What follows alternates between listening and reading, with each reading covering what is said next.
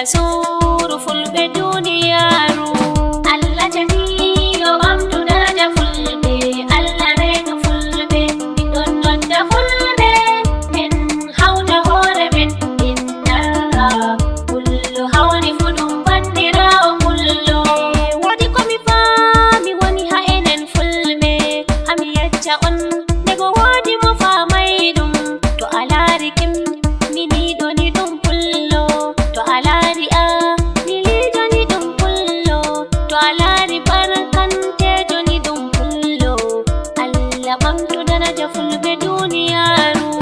Allah jamiyo ɓamtu daraja fulbe. Allah rega fulbe ɗiɗon nodda fulbe. En hawta hore men innara kullu hawni fu ɗum bandirawo kullo. Miɗo nodda mawɓe fulbe duniyaru. Laare no ɓe wartiri fulbe duniyaru. Fulbe men ɗo samri ha nder duniyaru. Haɓe jooɗi fu ɓe meɗa ɓe jabta jawle maɓɓe. Hatoi mawɓe fulbe duniya. Wallite fulbe ɓe acca margo fulbe. Allah jamiyo ɓamtu daraja fulbe. Allah rega fulbe ɗiɗon nodda fulbe. En hawta hore men innara kullu hawni fu ɗum bandirawo kullo. Wallahi Allah pullo sali yawego. Komoy fu andi pullo sali ɗoylego. Pullo wodi jawdi sali jalego. Pullo wodi risku sali medego. Pullo an mari semtede be pulaku. Wallahi Allah mi woni hala am gonga. Allah jamiyo ɓamtu daraja fulbe. Allah rega fulbe ɗiɗon nodda fulbe. En hawta hore men innara kullu hawni fu ɗum bandirawo kullo.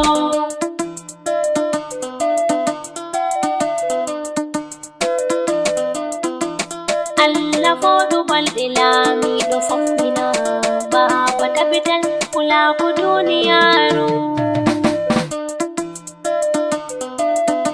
Laamiɗo Adamawa Muhammadu barkindo. Baba tabital pulaku duniyaru. Allah foɗu balɗe laamiɗo fombina. Baba tabital pulaku duniyaru.